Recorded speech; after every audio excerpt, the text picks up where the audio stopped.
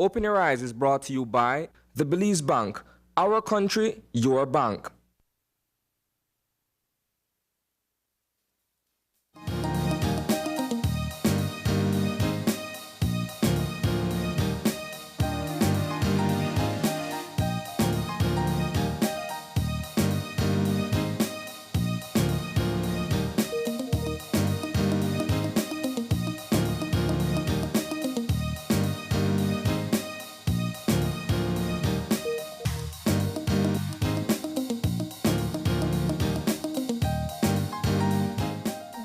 Morning and welcome to Open Your Eyes. Start your morning right. I'm Sabrina Daly. And I am Isani Cayetano. Good morning. And it's a lovely Wednesday morning, Isani. How are ya? I'm laughing to myself, son, because I knew lovely is one of the descriptives you'd use. It's always lovely. That's my opening line.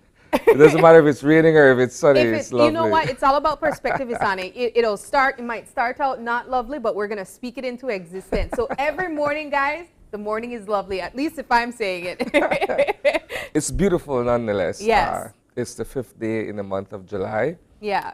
And despite the fact that I have work, I feel as if though summer is in full swing.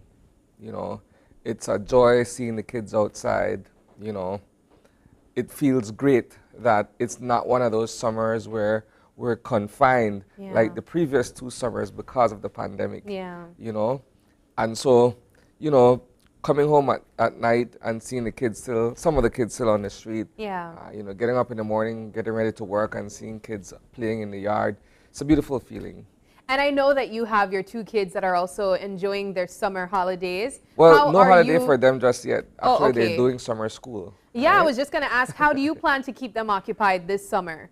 Well, truth be told, I have a daughter that's entering high school. So she's doing a week of summer program. And then I have a son who's entering primary school. Oh, wow. And so he's doing 2 weeks of summer school program. And thereafter, it's for them to enjoy the rest of their summer. They've worked hard, you know, over the past school year. After the summer programs, it's time to get loose. Yeah. And I fully encourage that. It's just that we need to, you know, tighten up the loose ends for the time being.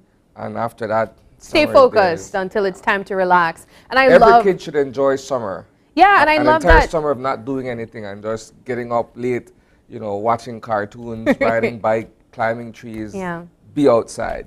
And you know, there's a lot of summer programs that are currently available. Of course, we've been having some of them on the show talking about what these kids can expect this summer, what families can, you know, enroll their kids in as it relates to summer programs. So I'm always excited about summertime because I came from an institution that served youth. So we always had to brainstorm every year on what new programs to bring to the table because it's summertime. You know, these kids, they want to relax their minds and not be in that school setting anymore. But I too really enjoy summer. It's funny because not being a part of the school system anymore, I tend to, if I did not do the news or if I didn't work in a media house, I wouldn't even know if it's summertime. But I'm always like, yeah, school's out. Good for you. You can't be that far removed. No, I am. I mean, I don't work at a youth institution anymore, so I don't really know unless the traffic, you know, kind of slows down. I'm like, okay, no school. Well, I'll tell you this, right? Coney Drive is considerably slower in its pace these past few days. So that could be your indicator. That's the primary indicator that there's no school because all the parents dropping their kids off to Belize Elementary, Belize High School, you understand the congestion this time of day, right? And when you don't have that, it's a clear indication that school is out. School's out. But yeah, I mean, this is a time of year where we're inundated with summer programs, and that's also a part of our coverage in the news, right? We try to put them out there as much as possible in terms of raising the awareness that there are certain activities, either extracurricular or otherwise, that are taking place in and around the city, the country, so on and so forth. Yeah, I mean, we know that that's definitely, that's the topic that's buzzing as it relates to kids, you know, school's out, what are we going to do when summertime comes? But I think in general, the topic that's trending online, at least in Belize, is KTV, the remix. Isani, I believe that there was a lot of people glued to their TVs last night. In fact, if I'm not mistaken, I believe Dwayne said that we had 12,000 views, I guess, across our social media platforms. Of course, the Bliss studio was almost full, but it was a really, really great night. We saw 12 performers take the stage to showcase their talent. And I have to say, this will more than likely be my favorite season this year, Isani. All right.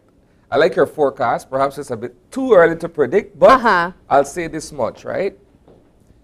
Over the course of the next few weeks, you will see these talents whittle down to finalists.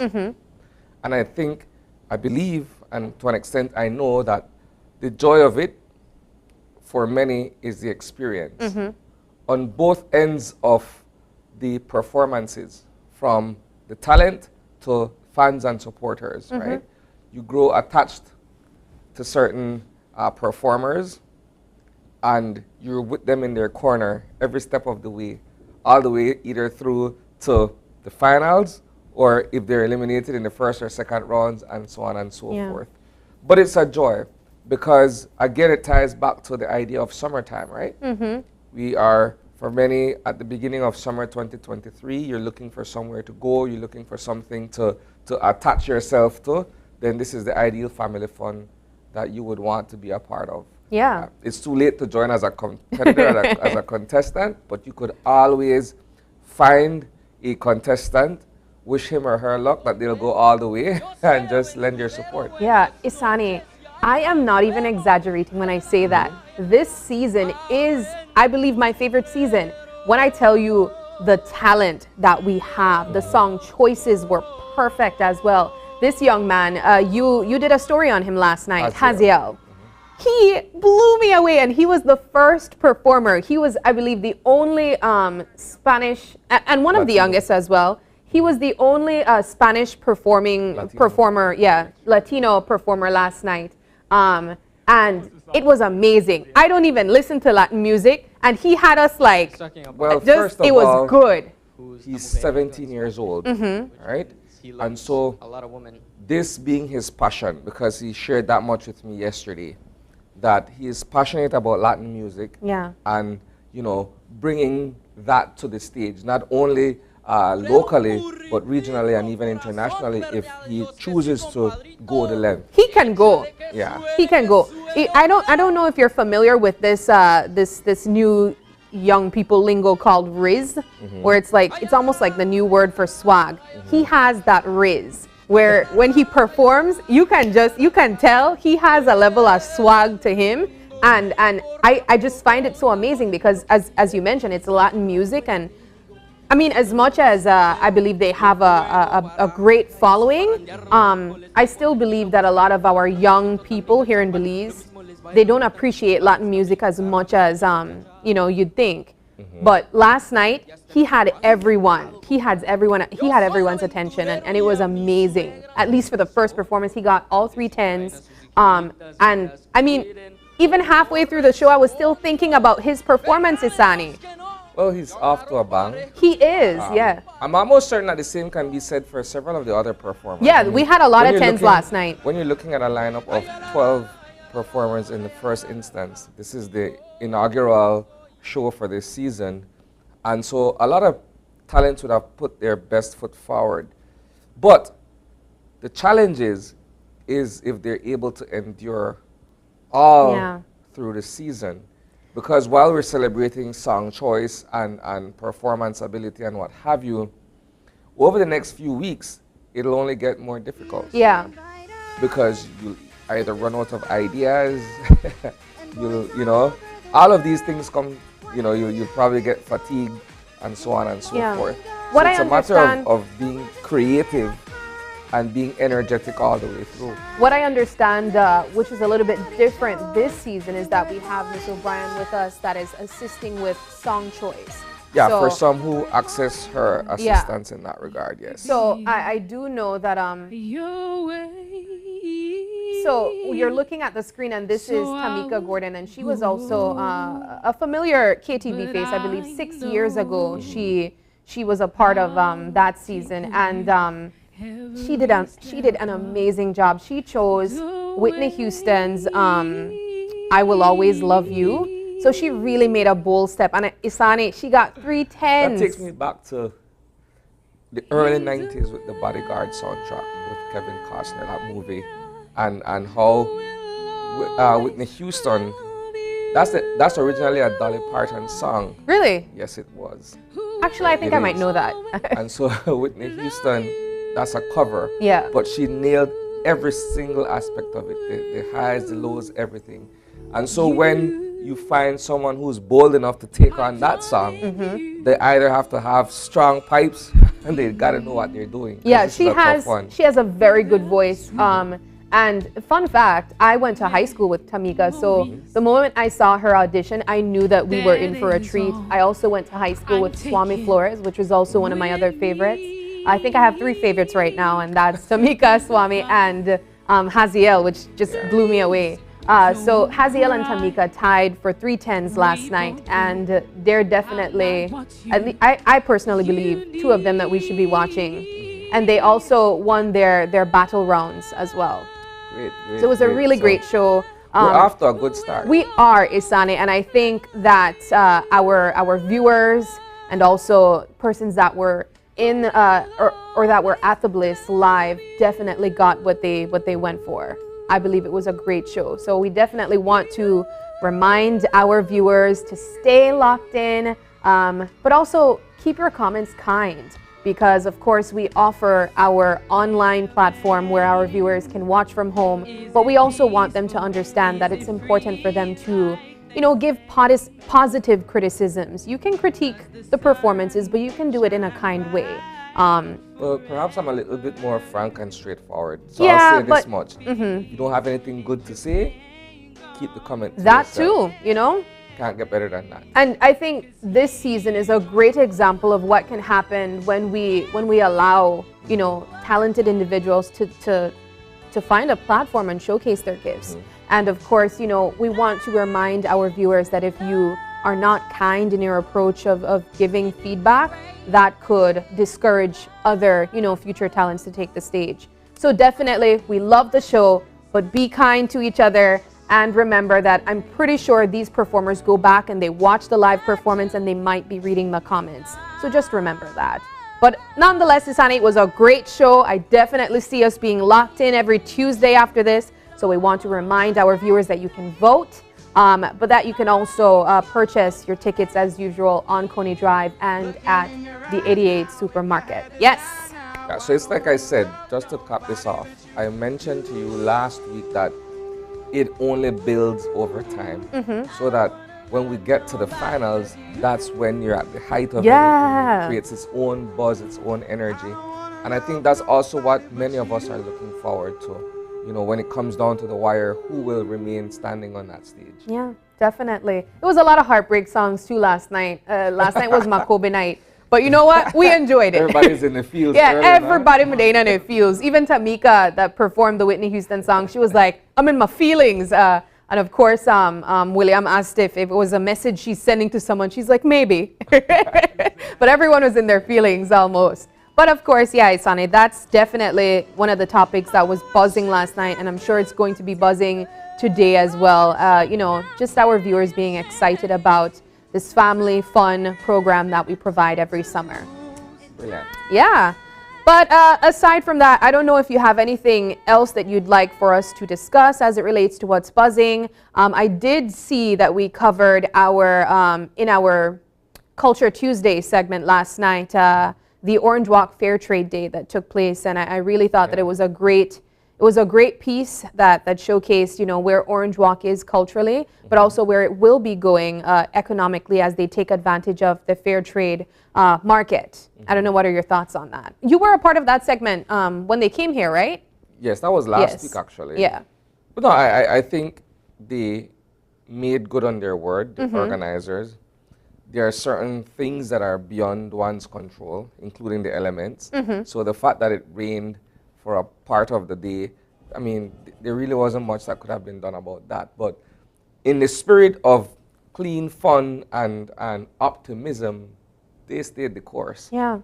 And what you're looking at here is what you call, or what you would describe as a cultural extravaganza, where you're taking elements of various culture and you're creating one genuine, general experience, right? So if you're coming from far or near and you're in Orange Walk, you're at the People's Stadium experiencing that kind of an activity, there's something for everyone. Yeah. You know? And I think it's a step in the right direction. This is the first of presumably many more to come. And the idea is try to get Orange Walk Town as a municipality to become a fair trade town, yeah. right? And so, yes, this is sort of like what we consider a pilot. Once this is successful, then perhaps it can be emulated by other municipalities. Yeah, across other the districts country. can follow. And I really appreciated that they came last week to share with us what it means to be a fair trade town. Yeah. And to encourage, of course, small business owners in Orange Walk to take advantage of it. This is a great opportunity for this municipality. And of course, if they are able to successfully complete it, this would be an example of what other municipalities, as you mentioned, can take advantage of. Because when we think of something being fair trade certified, we think of quality. We think of, you know, these businesses investing in sustainable development. And of course, when you're supporting that, you're supporting yourselves, you're supporting your environment, and at the end of the day, you're getting quality products in return. So I'm really proud of them for taking on this initiative, and I hope that it works out. And of course, as we mentioned, that it would be an example for other districts to follow as well. Yeah. But yeah, Good those stuff. are two What's Buzzing topics, but we're going to go into our eye opener to give you a little bit more positivity this morning. And as you know, our eye opener is taken from dailyom.com, and it goes like this. When in a quandary, the best advice often comes from inside rather than outside. Since we probably know ourselves better than anyone else does, then we may very well be the best person to ask for advice when we are in a quandary. One interesting exercise is to try asking for advice from your past and future selves. There is the younger self that you used to be and the older, more mature self that you will become. You can gain a different perspective when you view present situations through your younger self's eyes or your mature self's more experienced point of view. Perhaps your younger self would view a current dilemma in a more innocent, less cynical way. Likewise, your older, hopefully wiser, self may offer advice from a more compassionate, experienced view. You can even set up an advisory panel for your past, present, and future selves. You might even want to try to have a written dialogue with yourselves to record the thoughts, feelings, and advice that your younger and older selves might have for your present self regarding a current situation. Your different selves can give you some invaluable answers. After all, no one can know you better than yourselves. You are your wisest guide. Good one. Yeah, what are your thoughts? Well, first of all, it speaks to the different phases of personal development. That's the first thing, in my opinion, right? When you are younger, your sense of decision making seems to be more erratic and impulsive. You don't really take enough time to sit down and think things through.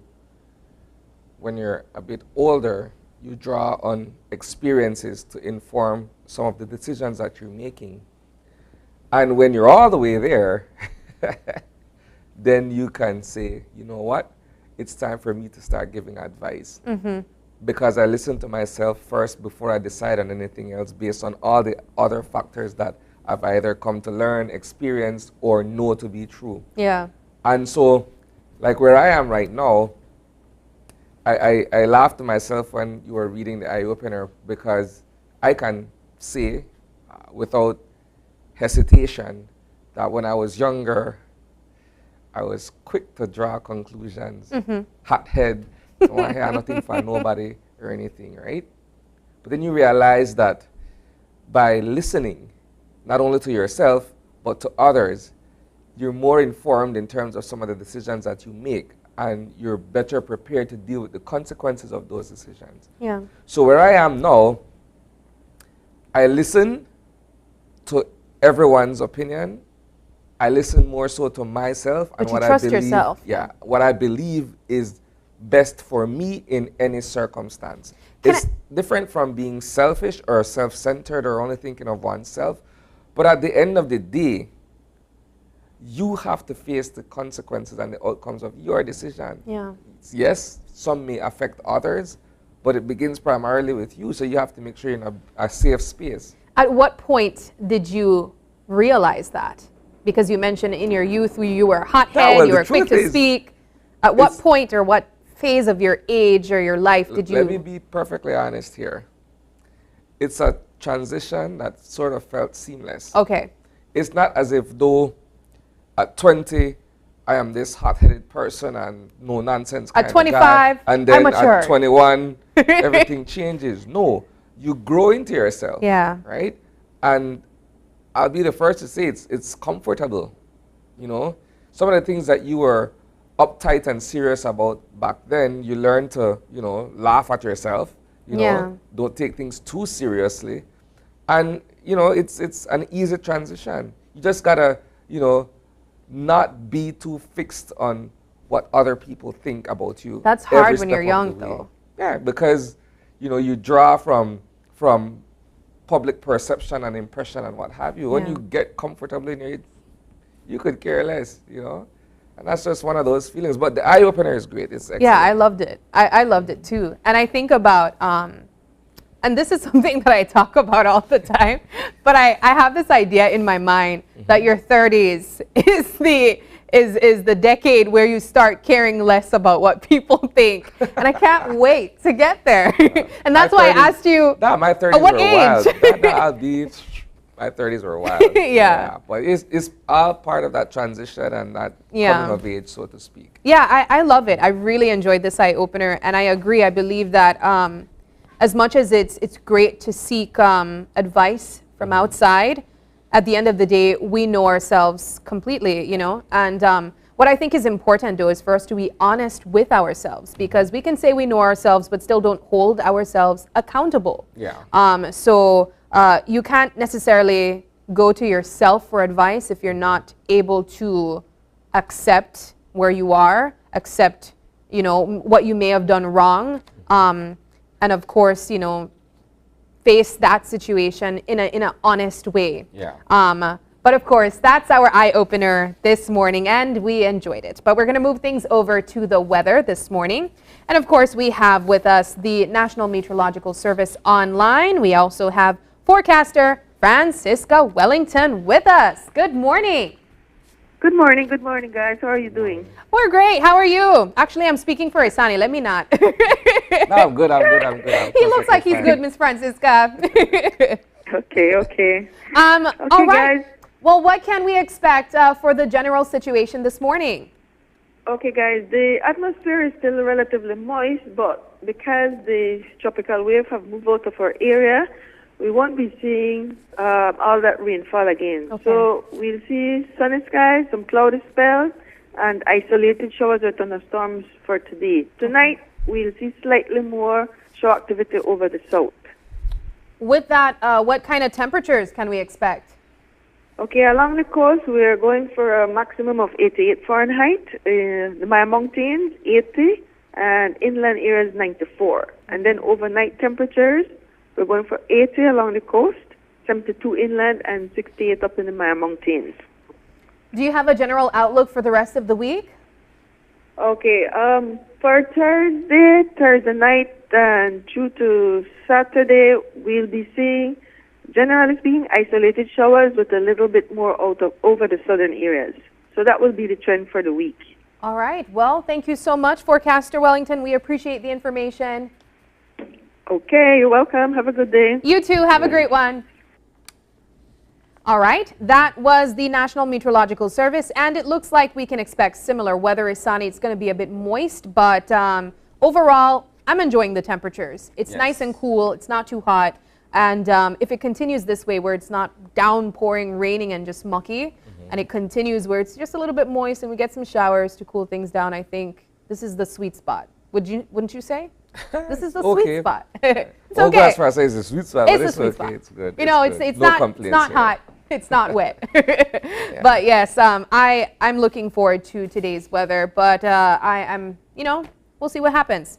But in terms of our show lineup this morning, of course, we have 3 great conversations, and we'll be starting things off with representatives from Bell Trade to talk to us about the Investment Summit Call for Action. Our second conversation this morning is actually with a relative of mine. Really? Yes, she will be here to talk to us about employee assistance. And of course, that falls within the ambit of the Employees Assistance Program. Okay, great. And in our third segment, it's all about jiu-jitsu and a tournament that will be taking place to raise funds for the Lupus Association. So we're looking forward to those 3 conversations, but of course, we're going to take our first break, and when we come back, we'll be joined by Bell Trade to talk to us about the Investment Summit. So don't go away.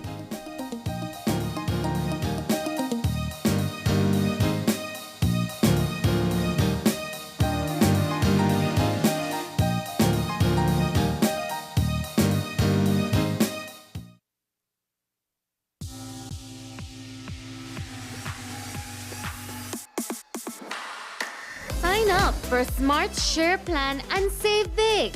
Whether you're a small entrepreneur starting up your business, a student on a limited budget, or a family trying to save, this is the plan for you. With unlimited SMS, calls, and data, we help you save. Get up to 5 lines for as low as $30 per line monthly, only with Smart. Sign up today at any Smart showroom or sales manager countrywide. So get your business going, share more memories with friends, and be ready for the day with Smart. Welcome to Design Depot, home of Sherwin-Williams Paint. Sherwin-Williams Paint is one of the most reputable paints in the industry, known for its superior quality, durability, and environmentally friendly technology. We carry a large variety of products for all your home and commercial needs, such as interior and exterior paints, primers, wood stains, sealers, clear top coats, caulking, aerosols, concrete, and masonry products. Achieve professional-looking results with ease using Sherwin-Williams paint and coating. Available at Design Depot, all in one place. After a rough week of school, Jake and his friends decide to treat themselves to frozen coffee. And since they don't have cash on them, they decide to use eCash.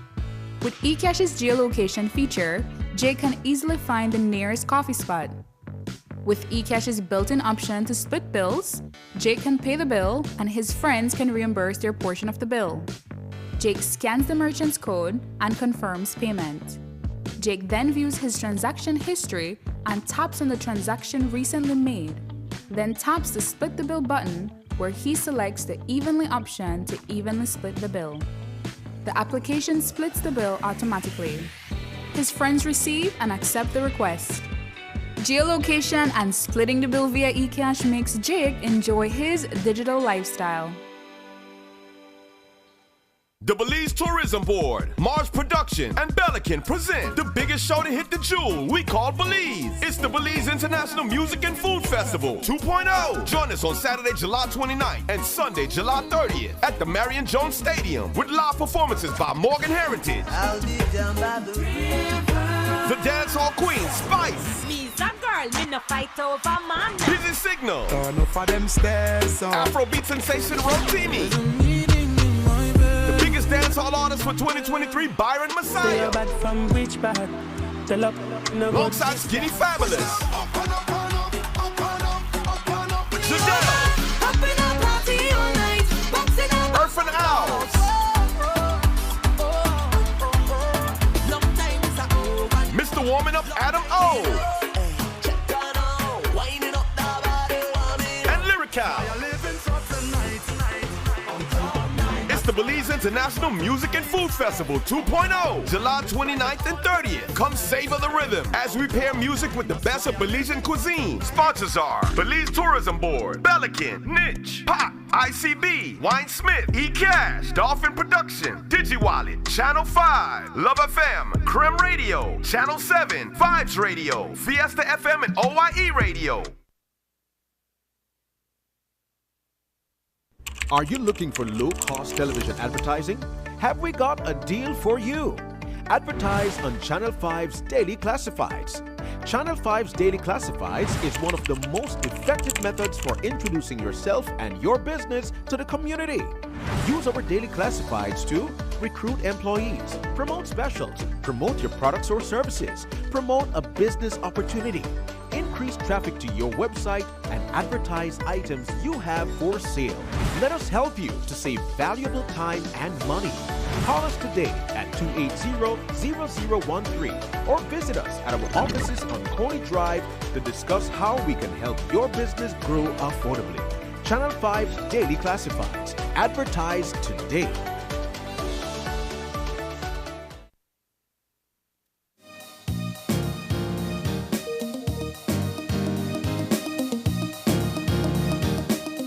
And welcome back. We have been joined in studio this morning by the Executive Director of Bell Trade, none other than Dr. Leroy Almendarez. Good morning, Doc. Good morning. Good morning. We have also been joined virtually via Zoom by the Manager and Marketing Communications Director for Bell Trade, none other than Nikki Augustine. Good morning, Nikki. Hi, good morning. Hi, good morning, guys. Morning, Nikki. And of course, we're here to talk about the upcoming investment summit that's to take place in San Pedro. In San Pedro, yes. Perfect. Now, the last time you were here, we had an initial conversation on this upcoming event. I'm certain that, you know, this kind of an activity has a lot of moving parts in terms of tying down nuts and bolts and what have you. Where are we at the moment? In terms of the nuts and bolts? Yes, in terms of tying down all the loose ends because time is drawing nearer. That is true. As a matter of fact, the planning team, is really pretty busy. Yeah. And if I might just throw this in here quickly, Nikki, this weekend we'll be doing a walkthrough of the location, because again, whenever you're planning something and the magnitude that we expect it to be this year, I mean, over 500 people a person, people being, we expect at least 500 persons this time, because in 2021 it was during the pandemic, as we had discussed before, but this year we expect even more. So we still have an agenda that's a bit fluid, which we cannot continue to keep it fluid, but we need to finalize it, and that's the intention now, to finalize it. We had also mentioned that that we're focusing on the green, blue, and orange economy. And so therefore, throughout, and as a matter of fact, that's the focus of the government. And so for those, so in those areas, the green, the blue, and the orange, these are things that we have learned even more. As a matter of fact, doing research on the orange economy, which is one that we weren't focusing maybe as much or looking at it as an economy in itself and its contributions. And so therefore, that we're looking at. Of course, the whole logistics now of all of those persons who are coming in. We have finalized discussions with the guest speaker, the former president of Colombia, Ivan Duque Marquez. We expect the governor of Quintana Roo to be here as well. And I believe I saw where now even the Guyana's president, is interested in coming. And of course, our keynote speaker being the prime minister, but the ministers. So it takes a lot of logistics to work out all of that, because we do have high level representation from the IDB. We have from CABE. Really all these, that's logistics that have to be worked out. Looking at their security and things like that, because you could plan all of this. But because we learned from the planning in 2021, those kind of things, it makes it much easier for us. But it's just like everything else. It's on that day or whenever they're coming in and getting them to San Pedro and making sure that they're secure. In terms of our agenda, you have to work on your panelists. We could plan, But we still have to get to those panels. I mean, for the green panels, those who will be speaking, those who will be moderating. Those are the things now that we're finalizing. But I must say that the passion from everybody, because this is a national event, I mean, that passion truly exists. But we're still, as I said, it's still fluid in some cases where hopefully by tomorrow we have a finalized agenda, because there are things that, you know, that we were still working on and things like that. So, what has been the buzz so far from interested parties? We're talking big business, small business, sponsors. What has been the general activity where that is concerned? Well, in terms of businesses, let me just mention again the focus areas. It's still tourism. It's still business process outsourcing. As a matter of fact, again, you have to continue to make this distinction. You know, in the past we heard about call centers. That notion that a call center, and I think I heard someone discussing it recently, where you could just be an agent, but it carried a stigma. Let me talk about it in the past. But that has transitioned so much. I mean, as a matter of fact, the level of diversification where you have high-level technical things being outsourced to us, where you can program. Programming is being outsourced. So it's no longer just an agent, and plus the potential for upward mobility, all of those things exist. There will also be an expo where you will have entities, those who are export ready primarily. You know, we will have them out, that just like, not so much like what we have on the road show, but this is an expo where you can come out, display your business. You will have business to business meetings, those who are open for joint ventures. Because again, we need to emphasize, too often I hear that we focus too much on the foreigners who want to invest, foreign direct investment. No, local investment is a big part of it. But sometimes all I might have is I might have a project that's viable, but I need access to financing. And so, you know, those are the kind of things that we hope to see materialize. And if they don't, at least not long after, because that becomes a part of the report card after we're concluded. There's a prevailing thought, Doc, that many of us have ideas and project proposals and visions that are ultimately viable, but accessing seed capital is usually the challenge, the biggest hurdle for many people who are entrepreneurial. Right. Well, the other thing, and I must plug this in here very quickly, the government recently replaced the old fiscal incentive. That was repealed and replaced. And it now creates an even greater space for the MSMEs. As a matter of MSMEs are so integrated into that, where you have now access to, you know, further incentives, economic incentives. You hear countries talk about economic incentives to stimulate that sector, because that's a sector really, when you think foundationally, is the growth for macroeconomic development. So that exists. During the 2 days, during the 3 days as well, you will have conversations again by the IDB Invest, the DFCs, commercial institutions, and you will understand, you know, how do you access finance? Because commercially, when you think about it, indeed the interest rate, the cost of using money becomes pretty prohibitive. And so that's one of the things we've been trying to get to create, to have facilities, or what we refer to as carve-outs, where MSMEs can access more affordable financing in terms of lower interest rates to, again, to stimulate their growth, you know, added to that enabling environment that the government has created. So this is more than a village to get the kind of growth that we seek. But at this point in time, like I said, the passion exists, private and public sector. This, we hope, will help as well for those who need to get additional information. And Nikki will talk about sponsorship and some of the packages that we have and things like that, you know, so. Just before we get to the sponsorship and the packages, I want to take things back a bit just for our viewers that may have missed your first sitting with us and talking about the summit. Can you give us a breakdown of the different economies? You mentioned the blue, the green, and the orange. So perhaps you can use this opportunity to define what the three are and where we are in terms of persons that have decided they want to be a part of the summit. Do they express that, hey, I want to invest in this economy specifically, or are there cases where they just come and they listen and they kind of feel their way on what seems right for them? Right, and I think that is important, because when you break it out that way, people say, what? Blue, green, orange, what does that mean? Let's focus on the orange first, because that seems to have been the one where I think you have a high level of not, because the other thing we're talking about as well is informality, because some of them exist out there, but if you listen to us, you will understand where you fit and the fact that there's opportunities for you. So I take the orange economy, and I'll reference the president, the former president of Colombia.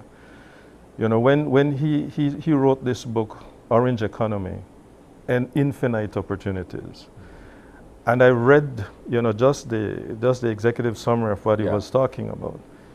And he referenced Winston Churchill, former Prime Minister of Britain, and he said, the next growth that we're talking about, or the next empire, will be an empire of the mind. And so it means then that your intellectual capital, your own creativity, is what is going to create that economy. And so they, you know, they thought about it and said, okay, it needs its own branding. How do we brand it? They said the color of fire is orange. Yeah. The fire within you, you know, the fire within you. So just burns making bright. That kind of comparison burns bright. And so they believe that, you know, if with its own branding, and then it was branded orange, that's a quick transition. The question is, what falls within the orange economy? Mm-hmm. Under UNESCO, they might have a more truncated or a shortened form or definition of what it is. But anything that's not blue or green is orange. Mm-hmm. So anything that you use, creativity, when you're programming, the musician, of course, creativity means you do your own thing. You know, the person who does carving, an architect who designs a building, that's creativity, that's employing intellectual capital. And so all of these things, when you really think about it, you'd have said, okay, no, that doesn't fit there. Now let's talk about the green economy. I mean, the green economy is, you're talking about something above ground. The green economy in agriculture, green energy, Belize is focusing on the whole conversion of our external debt, that super bond thing that we that has been converted to the blue bond. All of these things, our compliance with, some of these areas, protecting of the environment. So all of these things, anything that does not leave a carbon footprint, a negative footprint, in essence, especially since we're contributing to, climate change, we know its effects. So we don't want to contribute to that. So we hope that we can continue to build credits. So all of those focus, when you talk about renewables, for example, I mean, renewables as opposed to fossil fuels, these are the kind of things that we're talking about. Now, in terms of the blue economy, it's what exists under the water. And there is an economy that exists. There's marine life, there's an ecosystem. We have seaweed farming. You talk about aquaculture, you talk about mariculture. Mariculture is something that you can actually contribute. It's offshore, but you can contribute to the production of pharmaceuticals and those kind of things. So those are big areas. Yeah. Those are big areas. Sea cucumber, that's another big thing. Finfish, quite a number of things. So we're looking for investments in all of those different areas. We have seen the situation recently where our lights were flickering simply because we could not meet demand. And you heard what DL was saying. Listen, turn off your light. Conservation is a part of it, as a matter of fact. But with the generation of new renewables, the fact that you can convert waste to energy, and we no longer call it waste because bagash, remember bagash was a waste, then it became a byproduct. Yeah. There had to be legislation governing that. So that in itself, the use of many different things, nothing waste. And so what we're using now is something called circular economy. And nothing waste. Imagine a lack of resource nation like Singapore converted anything and became one of the greatest industrialized nations in the world. That's what they did. So that's your green, blue, and orange economy. And my second question had to do with investors. Do they express what economy they want to invest in prior to the summit, or is that something that they figure out while they're here? You can, because as a matter of fact, you can click on, there's a flyer that's out, and I was testing it last night, Nikki. When you press on it, it goes straight into investmentsummit.bz, where you can go on and register. And once you register, you know what your interests are. And so even if you're not fully understand how to classify, we can help you to do the classification and of course set up those meetings for you. But yes, you can decide to invest, you know, within those. And we do expect investment in all three different economies, but we intend to, more than likely, we'll see more in the green and the blue. That's what I was going to ask. The green and the blue. But remember now, when you think about the expanded definition of what is green economy, you will understand why, you know, investments are occurring. But have we really, in terms of extraction and of investment in the orange economy, have we measured it correctly? Yeah. Because it actually exists. But with a proper definition of it, it's easier now to extract and say, you know what, look at the contribution of the orange economy to the macroeconomic development of Belize. Because now we have, you know, a better understanding of what it really is. Let's go to Nikki for a second here and discuss the sponsorship packages and what those have been able to attract going into the investment summit. Okay, sure, no problem. I think before we go into that, I do want to answer a couple of things. In terms of the calls for investment, as the executive director mentioned, we do have calls for investments that are out right now, and that call for investment details exactly what these investors are looking for and how much money they have to invest into it. So at the last investment summit, we had over 500 million in investment money that was out there. So we want people to capitalize on that in Belize.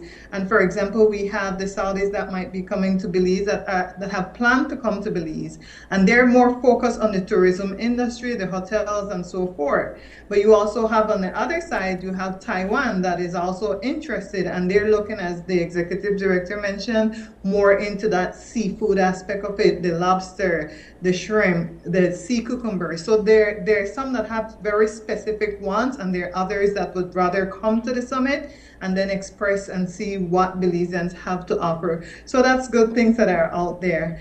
And in terms of the access to finance, I want to mention that for the Belize Investment Summit, we also have a specific room that will be dedicated just to financing. So for small businesses, medium businesses, whatever size businesses, if you're looking for financing, we also offer that at the Belize Investment Summit. So you're able to talk to some of these larger agencies, IDB, for example, that has been known to, you know, support Belize in that way. You have some of the credit unions that will be there, or banks that will be there, and they'll be speaking specifically in terms of financing that they're offering to MSMEs. Excellent. Excellent. That's what I was going to ask when it comes to small businesses. How are they, or how can they be a part of the Belize Investment Summit? Because when we think of the Belize Investment Summit, we think of the big dogs coming to, you know, bring their money in and they want to invest. And this is a question that I asked the last time you were here. Right. But just to bring it back again, how can small businesses be a part of the Belize Investment Summit? Well, if I make reference into use size of dogs, we're talking economies of scale here. The little puppies are included as well. Yeah, that's good. You know, so we look at economies of scale, and like I said, if the government has adopted an export-led growth, and so therefore, for us to grow more, for us to produce more, and also remember we're negotiating, Nikki mentioned there's an economic cooperation agreement that exists with Taiwan. We have an partial scope agreement with Guatemala. We are negotiating one with Mexico. We're looking at Salvador. We can only trade what exists. And believe me, to build critical mass, especially because these things are quota driven, if we have an agreement and there's a certain quota that has to be met, we can't do it singularly, but we can do it as a cluster. So if the three of us here decide, okay, X, somebody wants X, of course, meeting standards and quality, we have to make sure that we do that. But again, it also has a situation where, for me to develop, to eliminate that fear, because a lot of fear, there's a fear of investment. People tend to be risk averse. They don't want to take on risk. Fear of failure. Fear of failure as well. So it means then now that when you listen to credit unions, remember credit unions is a cooperative agreement where it stemmed from the fact that we couldn't do it by ourselves, but together when we pool our resources, and that's where credit unions came about. So credit unions contribute to that. The DFC does. The DFC has the monies that can be loaned to MSMEs. That's a big focus of what they do right now. And you have one of the banks that I know, Atlantic Bank, I'll say its name, there's a carve-out facility as well that you can access certain funding. But we still have to look at the fact that, is it prohibitive? So when you hear from IDB Invest, IDB does have a facility as well that deals with MSMEs. So it's not only the big dogs. Because when you think about it, over 95% of our businesses fall within the MSMEs. About 83% or so are micros. A lot of them are micros. 53% of them or more are women-led. So when you look at these, that's another demographic that we have to look at very carefully. So apart from projects that exist within Beltrade, you also need, and we hope that the dialogue will allow for them to understand, listen, you can reduce your spread. The commercial institutions, you can reduce your spread. When I put $1 in the bank, and like I said, I'm not calling any bank, I get 2.5% max probably. If I borrow that same dollar, I might have to pay 15% on it. So think about the spread. This is, we understand the administrative costs and all of those things. And so we hope that the dialogue will allow for that to happen. For us to create greater economic activity, that fear has to be reduced. The environment has to be enabling. And if that happens, remember, you know, the more that is borrowed, the more interest rate you will get in terms of paid back and things like that. So that's the kind of environment that we want. So through those conversations, and that's why we expect that not only at the expo, but beyond, because remember, there were conversations taking place before. We expect conversations to continue beyond these 3 days as well. We don't expect it to finish then. Because if that's the only, then all it becomes then is some kind of situation where here is where, you know, some platform to display. No. Nikki mentioned the 500. We have something, that thing called a pipeline. And through that pipeline, anything that you might want to invest, if it's not in there, our investment unit, which deals with generation and aftercare, that exists as well within Beltrade. So believe me, there's a whole value chain when it comes to, but this is the focus of the government. You cannot produce more if you don't invest. You cannot export more if you don't invest. You cannot reduce the trade imbalance that exists if you don't invest to produce more, reducing, you know, exporting more and importing less. That's a big part of what it is. How important or impactful is external buy-in? When you talk about the interest being generated or expressed by the Guyanese president, you have the former president of Colombia who's going to be in attendance. How important is this in terms of this overall initiative being led? Well, it is very important. As a matter of fact, you know, when you have something like this and it has that, you know, that global presence, that global passion, then it simply means the other thing, because you go to certain countries. I don't know if you ever experienced this, and so when you mention Belize, people want to know either what is that or where is that. Yeah. We no longer want to hear that. When you hear Belize, as a matter of fact, many times you go to and you pass through the U.S. immigration and you say Belize, oh, the conversation continues. I've been there, I want to be there. So this puts Belize further on the global stage because we're there. We're there. You might find a few countries that really don't know much about it, but something like this, because of the fact that it will still have a hybrid component of it, that virtual nature will allow those who cannot be here, you know, in face-to-face, they will be able to participate. And you have had, of course, other institutions that are promoting Belize as well. So when you tie all of this together and you have this kind of interest, and believe me, like I said, when we talk about the past president, in 2021 was the past president and Prime Minister of Canada. The Guyanese president is a good friend of our Prime Minister. Why? Because when they had something of a smaller nature, our Prime Minister was there, that relationship was developed. Remember there's CARICOM, and so the CARICOM heads recently met. Caribbean Export was asking about it. We expect representation from Taiwan.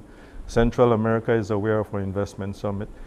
And the SICA, the country just, you know, the Prime Minister just gave up the presidency pro tempore of SICA. And SICA is looking at ways, SICA countries, how we can, you know, trade more with each other, creating comparative advantages and things like that. What I do best. And so we want to be the hub for investment in Central America as well. Being the bridge between CARICOM and Central America creates just that opportunity for us. Yeah, I agree. Well, let's talk about sponsorship and how persons can be a part if they'd like to. Nikki? Yes. So we have several different sponsorship opportunities for local businesses that want to be a part of the summit and sponsor. This also gives them access to the summit along with access to the expo. And that starts from our basic package, which is a gold package from 25,000 to 75, and then it goes up to a platinum package, 75 to 100, diamond package, 100 plus. We do have some lower tier packages. The bronze package starts at $5,000, and that goes up to like $14,999. And then the silver package starts at $15,000. So those are packages that we're offering. There are several benefits to being a part of the summit. It's not only about investing, but also networking, which is a huge part of the investment summit itself, because it brings people not only from Belize, but it brings high-level people from outside of Belize also. And we know there are a lot of businesses that are looking for investments, but others are just looking for connection into new markets. And so that's kind of what the investment summit offers. And in being a part of these packages give you more access to like the ultra part of the summit, which goes into the entrance packages now for the summit. So as of right now, we have early bird. It has been extended, so we're encouraging those who want to attend this summit to be cognizant that it has been extended, but it's only extended up to the end of this week. And so, you have to get it fast, or Ultra has sold out already. So you're not getting into that Ultra part of it right now. The other packages start from the basic package, which is only $150, and then give you access to all 2 days of the conference. So everything is covered for that, including your lunch, your breakfast, things like that. And then the standard package is at $200, and I think we have to mention that the summit starts the Wednesday, and then the Wednesday, August 30th, and then it goes until September 1st. The August 30th, at 6 p.m., we do have a welcome cocktail. And the standard package gives you access to that welcome cocktail. So this is your first opportunity to meet some of these high-level delegates that will be a part of the investment summit. From there, we have a premium package that gives you access to the cocktail, but there's also what we call a power lunch. And then this power lunch now gives you more table access to sit down with one of these high-level delegates and actually have a conversation with them during dinner. From there, we have a VIP package at $450, and the Ultra is at $550 right now. I will say that the Ultra VIP package is sold out. But however, if we do have instances where our chef can accommodate for more, then we'll be sure to add that there. And I want to add that we do have our local celebrity chef, Sean Cullen, that will be hosting the power dinner for us at the Belize Investment Summit. Excellent, thank you. Well, for persons, again, that would like to be a part of the Investment Summit, how can they contact you guys or register? Well, it was put up the investment summit.bz, and then you can also call Beltrade 880-3737. So if you're not able to access that, just let us know and we will guide you through the process. But we want your presence. All right, thank you very much. Any last words from Nikki or yourself, Doctor? I'll let Nikki, you wrap up, Nikki. Yes, I just want to encourage, as you guys were talking about before, it's not only for the big dogs, it's also for the chihuahuas, if you would say so, because you have that fierceness with you as business owners, and we know that small businesses, it takes a lot to run a business, and we want to offer you guys the opportunity to now not only display your business via the expo, but if you're looking for investors, then you can find investors. If you're just looking for someone to connect with on your level, it's there. Everything is presented to you at the Belize Investment Summit, so we're encouraging everyone to attend. All right, thank you guys so much. We appreciate the information, and we look forward to updates on how the Investment Summit goes. All right. Thank you very much as well. Thank you. All right, we're going to take a break, and when we come back, we are going to be talking about Employee Assistance Program. Don't go away.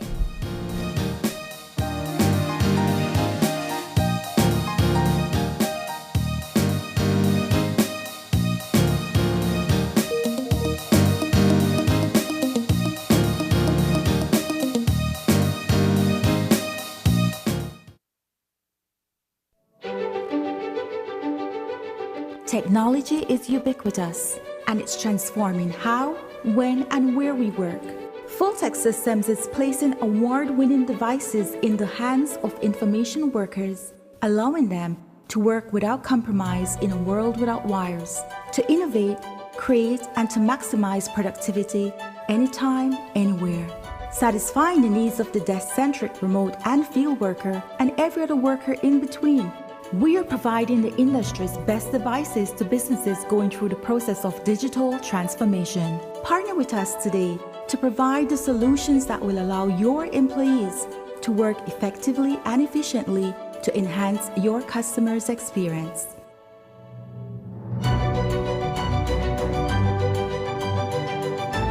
Fulltech Systems, your technology center, where you'll come for the price, but stay for the service.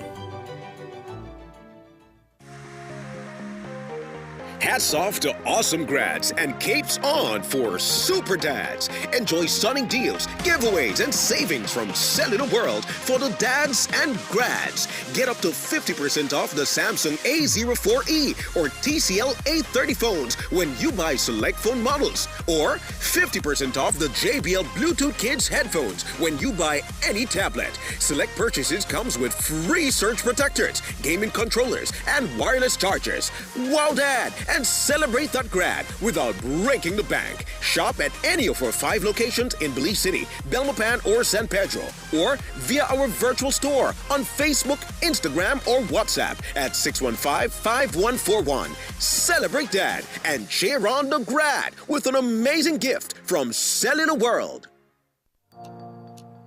With so many different styles of light bulbs, sometimes it's tricky to choose the right one.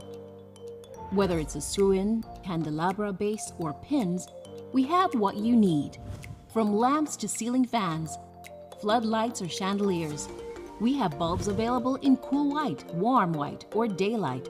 All you have to do is choose. Once you have chosen your bulb, the final choice is technology. LED technology is energy efficient, long-lasting, produces a high-quality light, and saves you money. Choose wisely and let Benny's be your one-stop for lights. Benny's, quality and saving.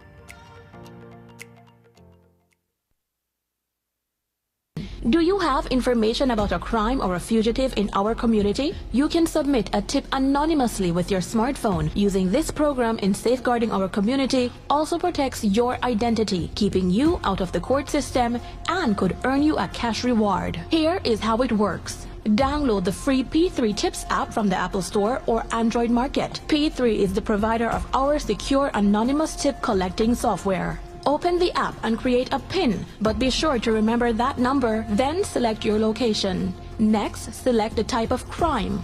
When submitting a tip, be as specific as possible. If you have a picture, video, or audio that will help officers, you can upload them from your phone. Information leading to an arrest can earn you a cash reward of up to $1,000. Once your tip is submitted, you'll be given a tip ID and password. Check back if your tip leads to an arrest. You'll be told how much you were rewarded and how to anonymously collect your cash.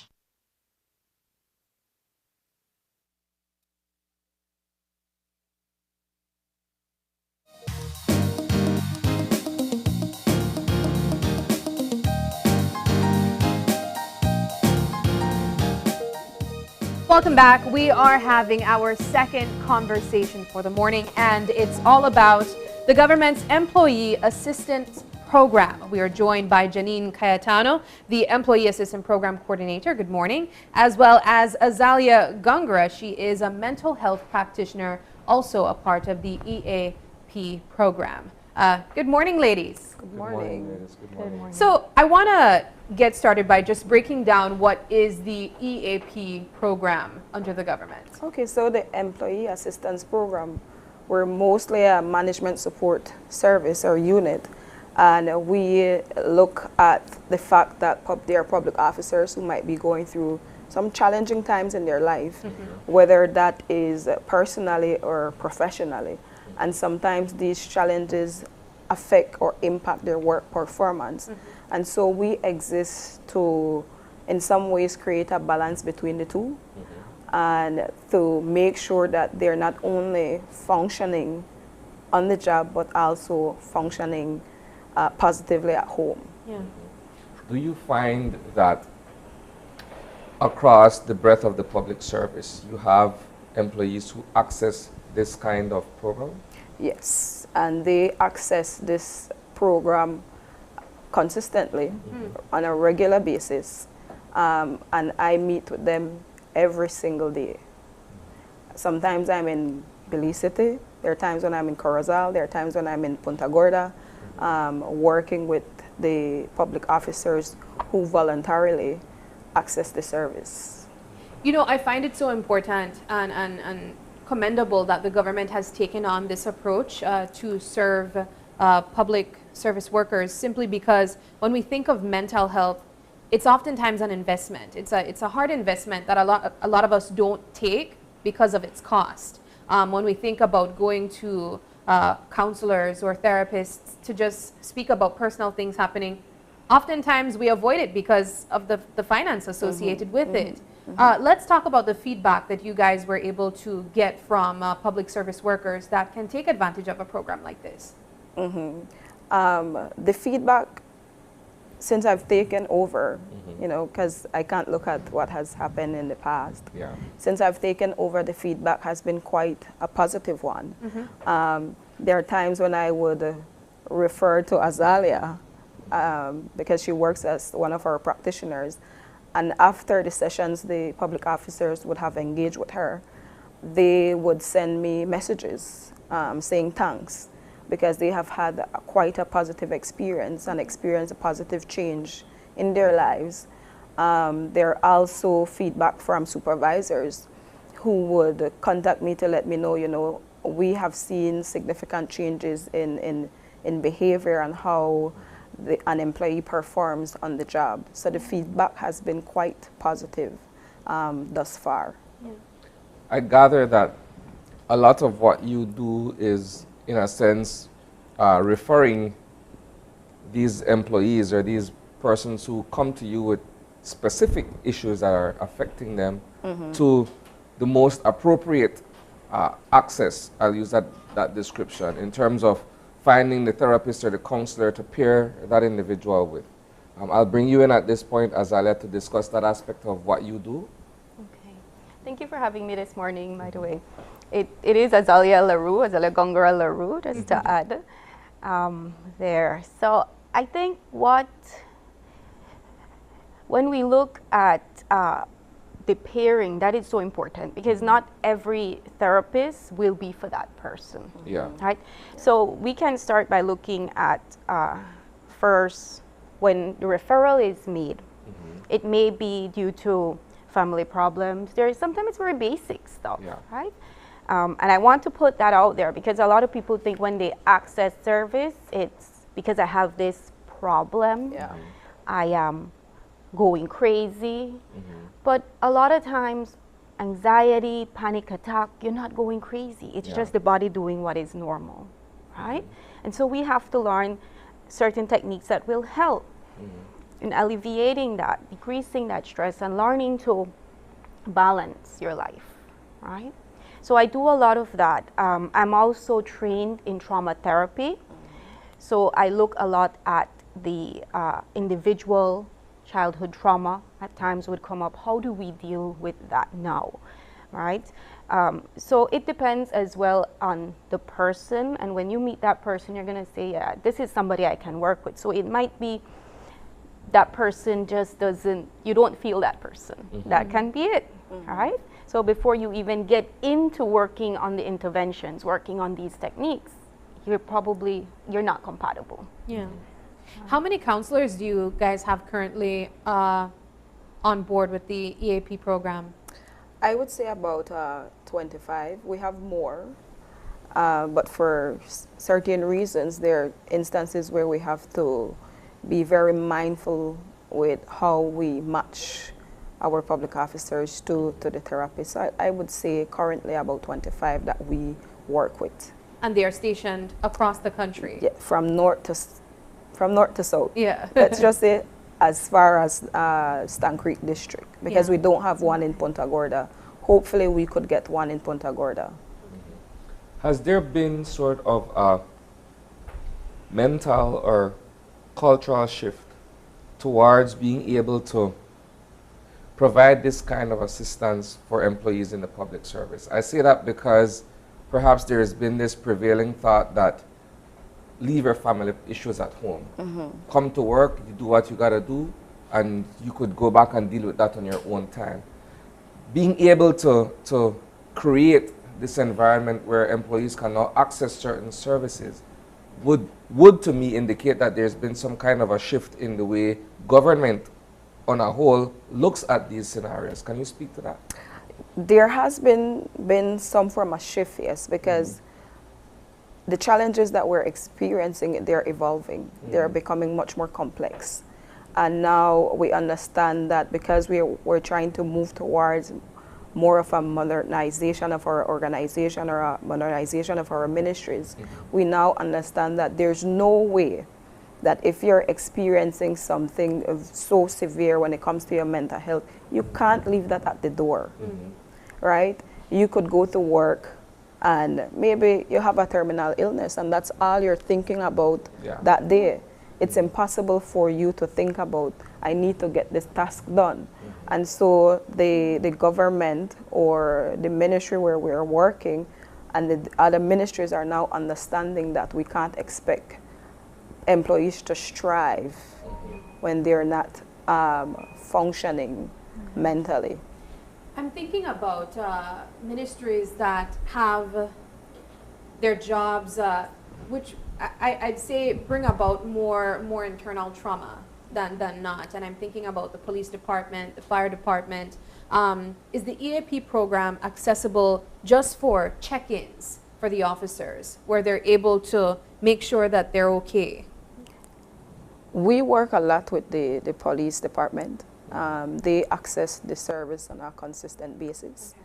And we do make those necessary check-ins. Say if something happens, they can always, or they have the opportunity to tap into the services that we offer. Say something like, so that maybe it's not just the police, we have Coast Guard, we have the Belize Defense Force. If, for example, maybe they have had a loss of life, right? And they were close to several of their colleagues. And we would go in and we would do what you call a debriefing session. And Azala is always one of those practitioners that I tap into because she's very good at the trauma-based practice. And so the security force are one of those ministries that tap into the EAP very often. So there is that consistent check-in. I look at the fact that, and maybe Azala would be able to speak to this some more, I look at the fact that, in a sense, it's difficult for one to function without the other. If you're looking at what takes place at home and how that impacts your performance at work and vice versa. Because if you draw a scenario where you're having certain professional issues, either with your employer, your supervisor, head of department, whoever, your colleague perhaps, it's easy to translate that energy from work, you take it home. If you're having marital issues or other family issues, it's easy to take that as well from home and translate it to work. And either way, it creates a very tense and difficult situation for the employee in this case. Can you speak to that a bit more? Right, it happens a lot. What we're seeing is the frustration from what we're going through. And a lot of that deals with just bottling of that emotion. Right? So I often use this metaphor where I let you look into, I'm holding a glass, right? And you keep pushing everything. So you keep pushing the boss, telling you what to do, how to do it, you know, you keep pushing, the baby is probably sick. It's all of these emotions that you keep hiding. A lot of them are these, and I wanted you to know that all of these emotions are needed. There's a purpose for it. But when it comes to the ones that are a bit uncomfortable, we tend to keep pushing some more. And then we put a lid on it and we're gonna go walk out the door and everything's gonna be okay. And what happens to that glass? What do you think will happen? It reaches a tipping point. Yes, it breaks. Explodes. It explodes, and then we have that. And this may happen when you have a bad day at work, you come home. The kids suffer because they're just, mommy, can you give me some water? Or mommy, left me alone, right? You could feel that frustration. Now the kid is just asking for water, right? But so we see a lot of that happening. So how do I find that balance? That's all that's about. Another thing that I keep reminding my clients is that we all tend to internalize problems, right? We think it's about me. We think it's because I did something wrong, maybe because I'm not good enough, right? When really you are good enough, but you haven't seen that yet. And the problem doesn't lie here, it lies with us, with other people. So one of the things that I keep reminding my clients is we're going to externalize that problem, right?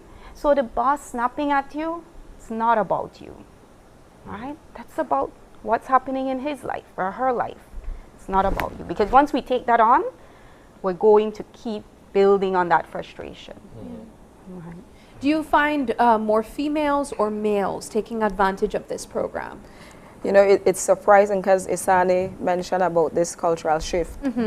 And we are having much more males accessing the EAP. I would even describe it as there is some form of balance, that we're seeing a lot more males voluntarily coming on their own. Why?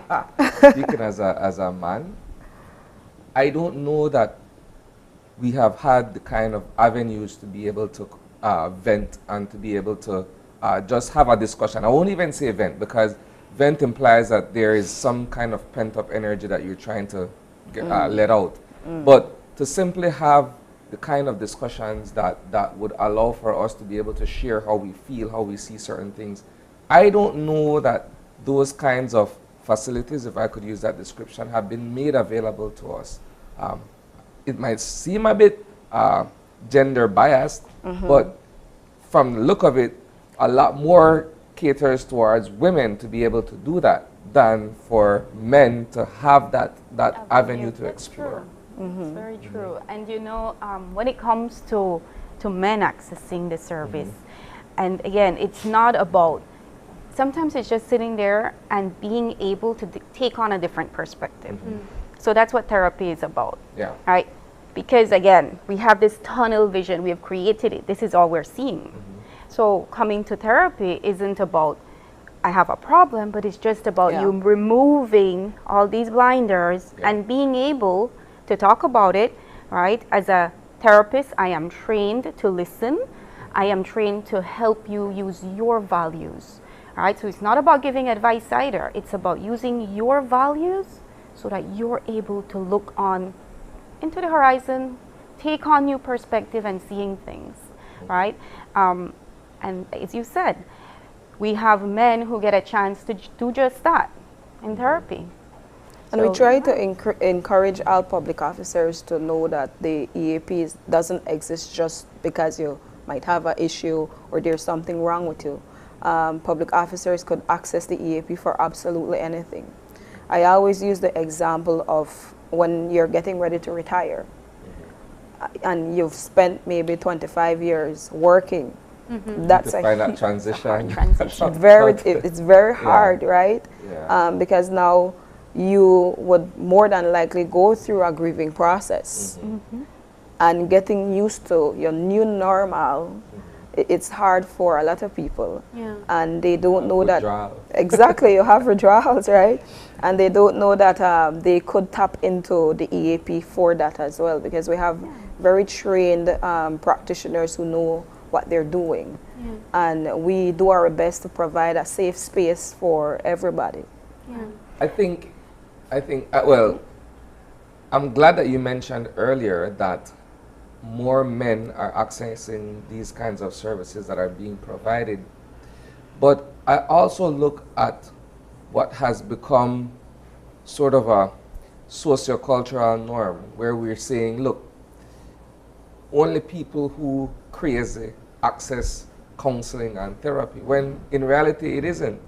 You know, you could be uncertain of a particular decision that you need to make regarding your family or perhaps a career decision. Yes. And you want someone who could either provide that kind of counselor guidance, then these are the perfect opportunities to have the conversation. Has nothing to do with your mental state or your soundness. It's just, getting that word of advice or having that conversation. Right. It's finding that balance in your life, right? And we want to remember that. It's not about, it happens to all of us. It happens to me, right? And if you have the tools, right? If you're able to learn the tools, use it. And as I say, you're not going to use these tools only when you're having a crisis now. You're going to use these tools all the time. So when the crisis comes, you're going to be able to have the tools necessary to make that decision, to control those emotions, right? To be able to self-regulate. Yeah. So then do you have persons that access this service simply because they want to talk? Yes, yes. We have had instances where I always explain to them, and it's good that Isani brought up that example of, you're having a career change. I tend to try to give them different options when they're accessing the service. And I've used that same example with a lot of public officers in explaining that, sometimes you want to make that decision, you're not sure. There are times when some people want to resign. And I say, you know what, let us look at the different options that exist. Let's go through this process. So by the end of your 8 sessions, because we offer 8 sessions, you could make that decision. Make that decision with a sound mind and be comfortable with the decision that you're about to make. We want to look at how this decision is going to impact your life, whether it's in a positive way or not so positive way. And that's when I say, give the therapist a chance. Give it at least 4 sessions, right? And if you don't get what you want, if you feel that you're not getting what you want out of that 4 session, then we totally understand. But give yourself the opportunity to make whatever decisions you're making.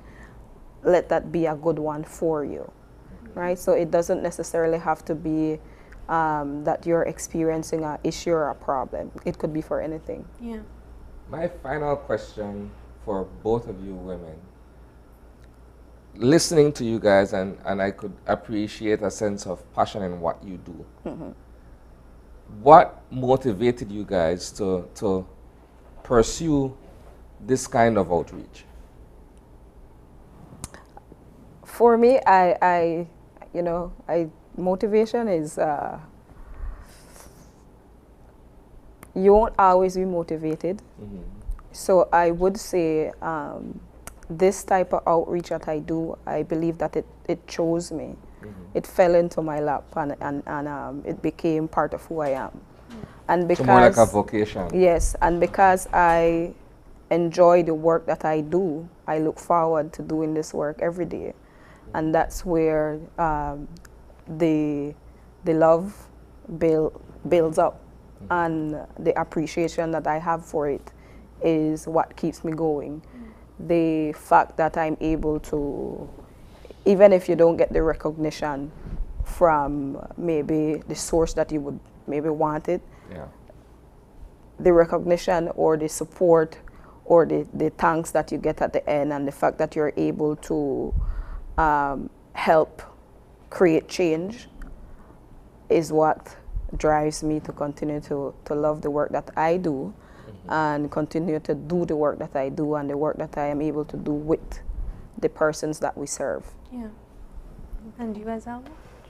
I think that's a very personal question. But something has to inspire you, something has to motivate you to keep doing what you do. So she has been doing it for some time. And you also do this as private practice as well? Yes, this is private practice. My private practice is called Meta Belize. There's a webpage, www.metabelize.com. I also do a lot of work in terms of vlogging, right? So you can go, you could find resources. I do blogs. Right, so I'm usually the one asking the question when it comes to doing these blogs, interviews, but just to get, I think the passion lies in mental health, right? Currently, I'm the vice president of the Mental Health Association, so we're doing a lot of things. They're trying to get out that this mental health is something just as when you catch a cold and you need to go to the doctor, right? But for me, it started quite earlier, I think, because I'm also the academic chair of the University of Belize Social Work Department. So educating is what I do, right? First as a lecturer with the Bachelor of Social Work program. You know, if I can, and what happened is actually how I started my private practice is that I started to see gaps in the system, right? Having a counselor is good, yes, right? We train bachelor levels to be able to do this one-on-one, to be able to do what we call the helping process in social work, right? But being trained, for example, in certain type of therapy, because there is a lot of type of therapy that you can be trained in. For example, some of them are, I do a lot of CBT, cognitive behavioral therapy. I do a lot of dialectical behavioral therapy, so that involves, similar to cognitive behavioral therapy, but it involves more bringing in that mindfulness. When it comes to couples, you know, the ACT, the acceptance therapy, I'm trained in that as well. When it comes to children, working with children that have previous trauma, right? That's a huge, and I think for children, for families, for example, I do family and children, and so in my private practice, I have a lot of little tools that we use. For example, in play therapy, how do I act out that trauma? How will that help me, right? So I think when it boils down to being trained and being able to give you these tools that can help you, and at the end of those sessions, and I have a lot of them that want to come back. I was just telling Janine that, right? The point is, I'm trying to let you be independent. You can do this on your own, right? Maybe you need another 2 sessions, but I think you can do this on your own, right? But we got to keep practicing. Nothing is going to change if you don't want to change one, and if you don't keep practicing it, all right? So when it comes to those, finalizing those 8 sessions, and you come and the thanks, the gratefulness of where I was before. I also do a lot of, within session, we do a lot of assessments. So I will do these assessment based on where you are at each session, and we can see your progress. So at the end of those 8 sessions, I'll take that out. This is where you were when we were speaking about this. And look where you are now. How did you rate that now? So you're able to not only, I feel it, but I can physically see my progress to where I am. So I think that is where my passion comes from. Just being thankful. I think a lot of people, I said, look, this isn't, you don't even have to thank me. This is you. You did this. You don't realize it. I just guided you in the process of doing it, but you did this. So. Wonderful. I'd like to add, so that the public officers who are viewing the show know that we offer individual therapy, we offer couple therapy, and we offer family therapy. And when it comes to family, it has a limit, a family of 4. Because we know that, you know, when you're going through some challenging time and maybe your kids aren't doing well, it could affect your work performance, right? So that is open to them, and it's free to public officers, but we cover the cost of that. All right. Well, can we add one more thing? Yeah, I think we missed confidentiality was important, and I think Janine was telling me all about that and how it works, if you can talk about. We do have a process when it comes to confidentiality. Because I am the one who does the assessment, signing a confidentiality agreement is important with each public officer, explaining the limitations to confidentiality and the processes that comes with making referrals to our practitioners. We usually develop a code for each public officer, and there are times when we do the assessment, we have to discuss confidentiality. In the middle of the assessment, we discuss confidentiality, and at the end of the assessment, we discuss confidentiality. So reassuring that we're going to protect the privacy of all public officers is important to us, because we know that confidentiality is something that most worry about when they access the service. It's one of those things that prevents them from accessing the service. And if we're able to validate and ensure to them that, you know what, we are going to look out for you, is very important. And we want them to know that we would protect them the best way that we can, and so would the practitioners that we work with. So my involvement with the practitioner is we provide them with as much autonomy to work with our public officers, because it's a concern. Okay. And just to add, I think the code is so important because a lot of people don't understand the code. Janine keeps that code. So your name is, you know, you have a code under your name, and the only people that would know that is myself and the practitioner. Janine and myself. When I do give my reports, I don't use your name. Your name isn't there. There is a code, and I like that because it's a lot of privacy that gets handled. Yeah. Excellent. Thank you, ladies, so much for joining us. I'm sure there are many of our viewers who are public officers that are watching that also appreciate this information as well. So thank you guys so much for the work that you do. Thank you for having us. All right. Okay, well, we're going to take a break, and when we come back, we will be talking about a jiu-jitsu tournament in support of the Lupus Association. So don't go away.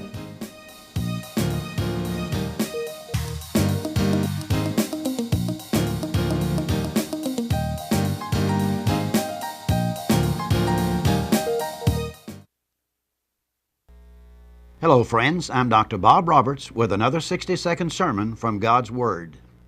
The Bible says, "For you have not received the spirit of bondage again to fear, but you have received the spirit of adoption, whereby we cry, Abba, Father. The Spirit itself beareth witness with our spirit that we are the children of God." There are two ways whereby you can get into a family. You can be born into a family by a natural birth, or someone who loves you can adopt you into their family through a legal process. The word adoption simply means to place as a son with full family rights. Sometimes this is a bit hard to understand. One day in a schoolroom, a group of small boys and girls were discussing the picture of a certain family. They noticed that one of the little boy's hair was a different color from the others. Someone suggested it was because he was adopted. One little girl said, "I know all about adoptions because I am adopted." "What does it mean to be adopted?" asked another child. "It means that you grew in your mother's heart instead of her tummy." That expresses so clearly what the Bible means by adoption. God so loved us in His heart that all who will trust His Son, Jesus, by faith, will be placed in God's family as His very own children and entitled to every right as a child of God, and address Him as our Father who art in heaven. Today's 60-second sermon has been presented by Christian Foundations of Faith in cooperation with the Baptist churches in your area.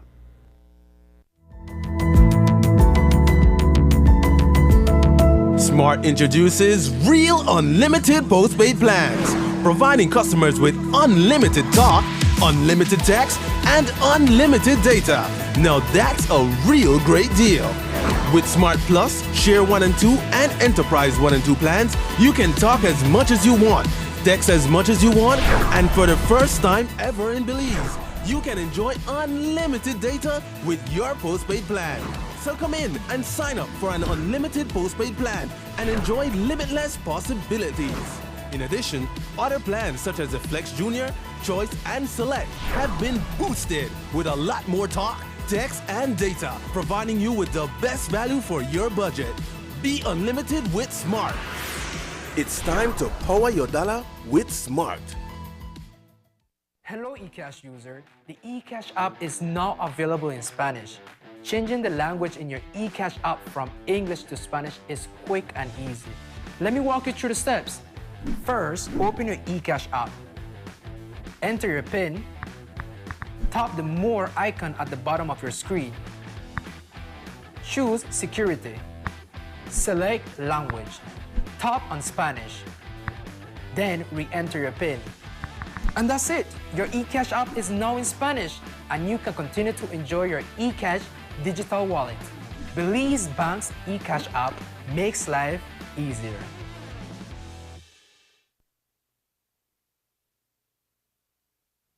Are you looking for low-cost television advertising? Have we got a deal for you? Advertise on Channel 5's Daily Classifieds. Channel 5's Daily Classifieds is one of the most effective methods for introducing yourself and your business to the community. Use our Daily Classifieds to recruit employees, promote specials, promote your products or services, promote a business opportunity, increase traffic to your website, and advertise items you have for sale. Let us help you to save valuable time and money. Call us today at 280-0013 or visit us at our offices on Coney Drive to discuss how we can help your business grow affordably. Channel 5's Daily Classifieds. Advertise today.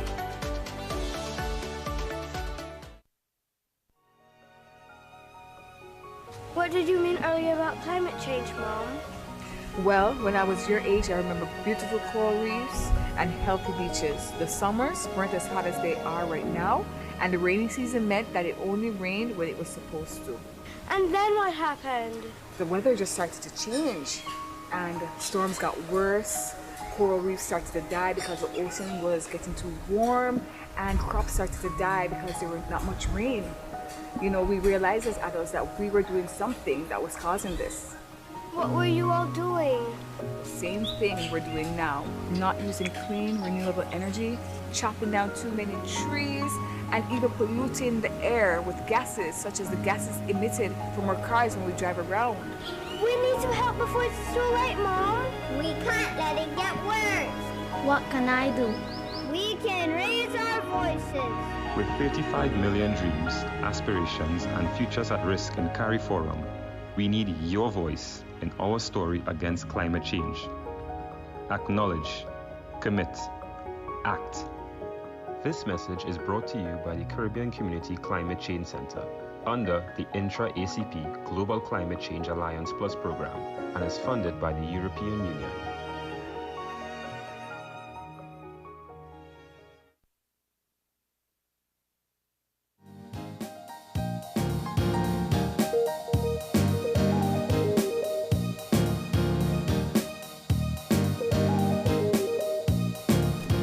And welcome back. Our final conversation this morning is all about an upcoming jiu-jitsu tournament to tap out lupus. We have been joined in studio this morning by Benito Chub. He is an instructor in the art form, the martial art form of jiu-jitsu. Good morning. Good morning. Good morning. Nice to be here. Let's talk first of all about the organization of this event and why it's tied to lupus. Okay. Well, I want to first start off by saying that I represent Belize Dark Arts Academy, which is one of various jiu-jitsu gyms in Belize, in the country of Belize, right? Primarily, we're located in Belize City, and the idea is twofold, pretty much, right? When you think about martial arts in Belize, the most common thought is karate, right? I'm not knocking that down, but times have evolved, you know, like, and so we have various martial arts in Belize, right? However, when you think about martial arts, you also think about violence, that, oh, you're just trying to inflict violence pretty much, right?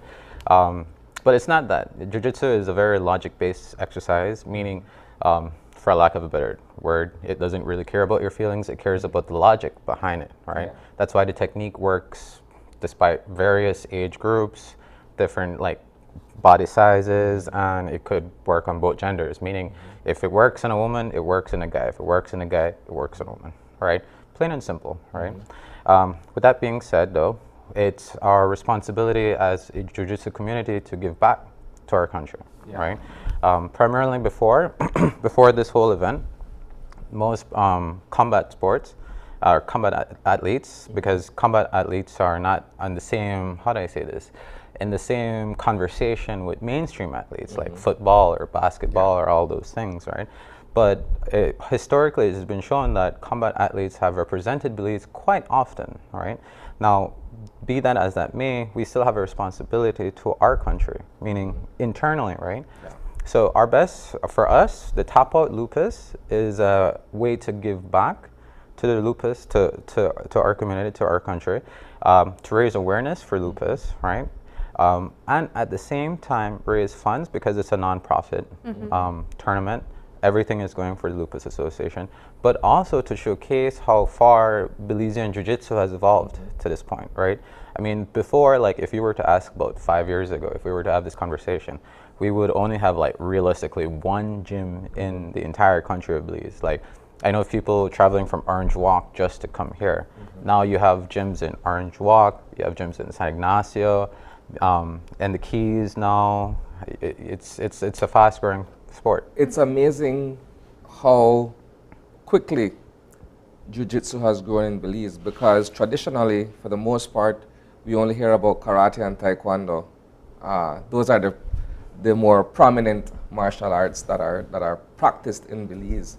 Talk to us about Jiu-Jitsu and why it has taken on this popularity, if I may, or this widespread knowledge or attraction to it in this country. Well, I would say two reasons why, right? And the first might be a difficult pill to swallow for a lot of people, but it's the fact that by nature, most of our people they have a lot of ego. Yeah. An unbalanced ego, if you will, all right? Jiu-Jitsu is something that does not care about your ego. It cares about the logic of it, meaning, and it's a real-time risk and reward system. Historically speaking, most martial arts, you kind of have to pull your punches to a degree, and you don't really get that full risk and reward system. In Jiu-Jitsu, my 100% might not be your 100%. I could beat your 100% with 25% of what I'm doing, right? Logically, right? And with that, I'd say that the people that stay behind, they're able to suppress their ego to that degree, because for you to learn, you have to submit. Yeah. Right? I would say as well too, especially for our women, I can't speak for all the other gyms, I can only speak for our gym, but we have a strong female base, like we have a lot of females and we have a lot of kids too. And the reason for that, I surmise, is because the amount of empowerment it gives you, right? We're an action-based, well, personally, I'm an action-based kind of guy, meaning I don't really believe that words empower, I believe that actions empower, right? And nothing is more empowering by knowing that you can not only defend yourself, but you can also think under pressure and overcome any obstacle that you may encounter. How does Jiu-Jitsu stack up against other forms of martial arts? Like if we're looking at Krav Maga, if we're looking at Aikido, if we're looking at other forms of martial arts, where does, and karate included, where does Jiu-Jitsu fall in that whole totem? Well, I'll say this, right? Jiu-Jitsu is not like most martial arts where I just have a little bit of experience, I can just pop up and say I have a Jiu-Jitsu gym. For us, Jiu-Jitsu, it's a legacy-based martial arts, meaning who I represent, because yes, I represent Belize Dark Arts Academy, but on a grander scale, we represent 10 Planet Dark Arts, right? Which is a bigger organization, especially in the US, right? The 10 Planet Network is a global system, right? And I'm glad you asked this, because currently we have some people in 10 Planet that are doing that exact same thing that you're asking, where they challenge other people. In fact, they do like a monetary challenge, meaning you punch me out or knock me out within a minute, you win $400. And they give them boxing gloves and they use Jiu-Jitsu. That's why you're seeing boxers attempting to fight Jiu-Jitsu. Gotcha. And historically speaking too, like, I mean, if you just look at our MMA scene, right? Now, MMA stands for mixed martial arts, which is a combination of everything. It's a melting pot, right? And if you see not only in Belizean MMA, but also on a global scale, like the UFC or the One Championship MMA scene, most of their fights end in a submission, particularly strangulation, meaning they're choking someone out, right? So when it comes to how Jiu-Jitsu stacks up to everyone, I can say as much as, oh, it's the best and so on, but realistically, it depends on the practitioner. This is why the way we format ourselves and how we present it to people is, historically speaking, again, most martial arts, they just throw you in the fire, figure it out, and so on. But they say practice makes perfect. I disagree with that. Perfect practice makes perfect, all right? Not only that, but giving yourself a realistic situation to constantly be uncomfortable in a simulated and controlled environment helps you, so when you actually have to do that, it's much more easier. And I would also add to that too that as much as Belizean, let me rephrase that. As much as the untrained Belizean thinks that they can, do what they want, see red, give in to rage, do that whole hyperventilation thing. Quite frankly, someone that's trained even for like 6 months would know what to do if they're calm, right? The main thing is being calm, right? Because a lot of people give into their emotions real quick, but jiu-jitsu, like I said, is logic. It's logical based, right? It has the same principle like chess. Yeah, so there are various forms of jiu-jitsu. I think one that is intriguing to me, I'm not sure if it's practiced here, is capoeira, the Brazilian form. Well, jiu-jitsu is actually, the actual acronym for jiu-jitsu is BJJ, Brazilian Jiu-Jitsu. Capoeira is more of a striking art, right? There are different variations of jiu-jitsu. You have like the Gracie Jiu-Jitsu, which are like, you would say like the main family of jiu-jitsu, right? Then you have 10th Planet, which I represent, which is an offshoot of that. And then it's not present in Belize, but it exists. You have the New Wave Jiu-Jitsu, which is another form of jiu-jitsu, because again, it's all about how you see jiu-jitsu, how you can apply the logic of it, and moreover, how you can relay that information to other people, Let's talk about the tournament that is about to take place. What can we expect and how can persons stop by? Well, the idea is to do a submission-only tournament, meaning there's no points, there's nothing like that. For you to advance, you'd have to tap out your opponent, right? We're doing a category for men, women, and children. We have gyms from various parts of the country that will be attending and so on. When it comes to the actual tournament, we are changing the style because, again, if you go to a typical sporting event, you go to one sporting event, you go to all of them, pretty much, right? The format remains the same. However, we wish to usher in a new age of sporting events, specifically for combat athletes, because again, combat athletes are always on the back burner when it comes to the conversation of sports and how it relates to Belize. So this is also a venue for them to showcase not only what they can do, but showcase their various gyms that are out there, right? Because it's not easy, as much as people like to think, oh, you're just learning how to fight and so on. People have to cut weight, people have to put in the time, people have to put in like training time. And training time doesn't mean just drilling, like you constantly have to spar in order to get better. The only way you can get better at jiu-jitsu is to do jiu-jitsu, right? And then not only that, you have to compete and you'd have to like do this in front of people. It's not an easy thing, right? So with that being said, the way we're also formatting this event is that we're ensuring that all of these participants, like the ones that win, of course, have a prize, have a very usable prize, right? Because again, you just look at any sporting event, they win a piece of like a $5 piece of plastic. You dig? But again, I can't speak for all the sports. I only care about jiu-jitsu. My focus is on jiu-jitsu, right? In addition to this, we're also teaming up with the lupus people. So you'll definitely have like an information booth about lupus, and you'll have like lupus merch and all of that specifically for that event too. I'd say too, you'd want to think of, well, for the jiu-jitsu people that are watching this, we're emulating the fight to win format, which is, I'm sure you guys have seen some sort of wrestling or so on, where they have that catwalk, they call them out, they walk into the ring, and then something to that event, something to that effect. All right. As the extra flair.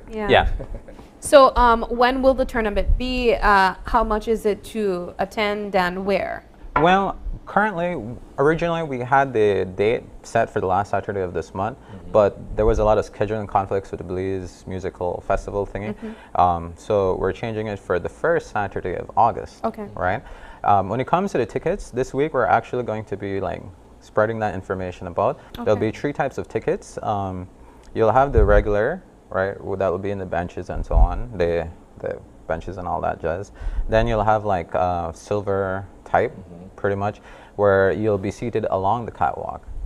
And then you have like the gold members or the gold ticket, where you can sit directly in front of the stage. Right? In addition to this, we're also making it lucrative for the people that want to go there too. So like, for example, like if you buy a gold ticket, you would be able to get a photo, right? And we're working with various sponsors. So one of the sponsors that we're working with is Full Memory as well. So they'll be on board too. So it's going to be an event. We're trying to make it to be an event, and not only an event that's only happening one time, but we wish to make this an annual thing. No? Being this is the first time we're trying it, we really want to knock the ball out of the park. Where's the venue? Currently, we're looking at 2 places, right? But we're leaning really to Belize Elementary because of the size and the space that it has.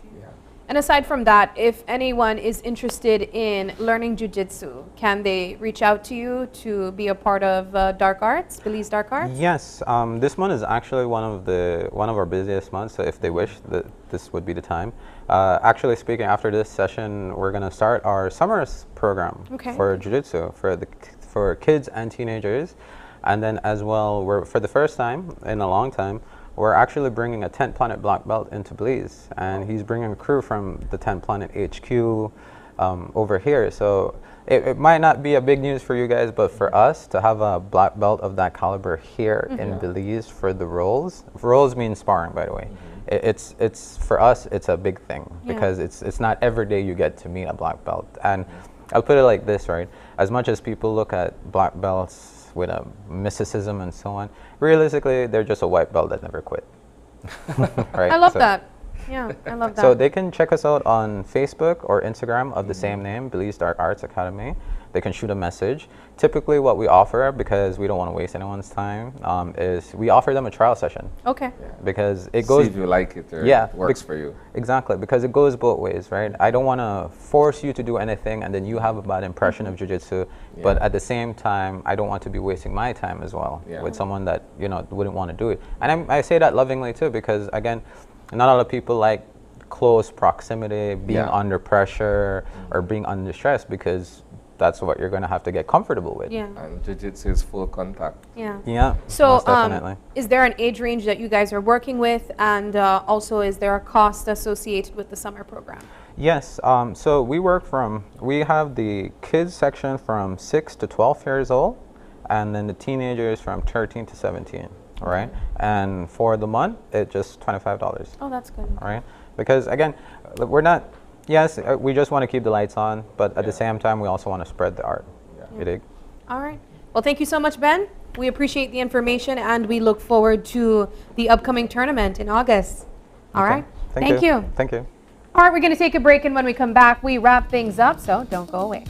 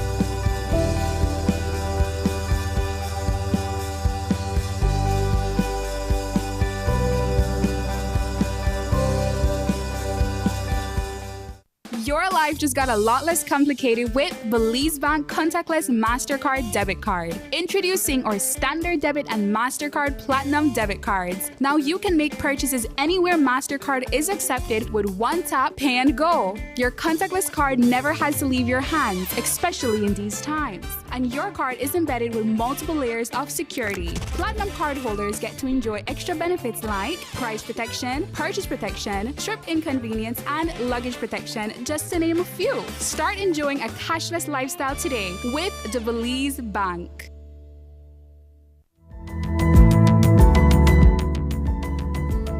Smart introduces Real Unlimited Postpaid Plans, providing customers with unlimited talk, unlimited text, and unlimited data. Now that's a real great deal. With Smart Plus, Share 1 and 2, and Enterprise 1 and 2 plans, you can talk as much as you want, text as much as you want, and for the first time ever in Belize, you can enjoy unlimited data with your postpaid plan. So come in and sign up for an unlimited postpaid plan and enjoy limitless possibilities.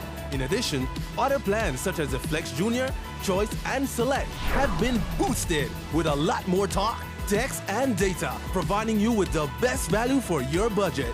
Be unlimited with Smart. It's time to power your dollar with Smart.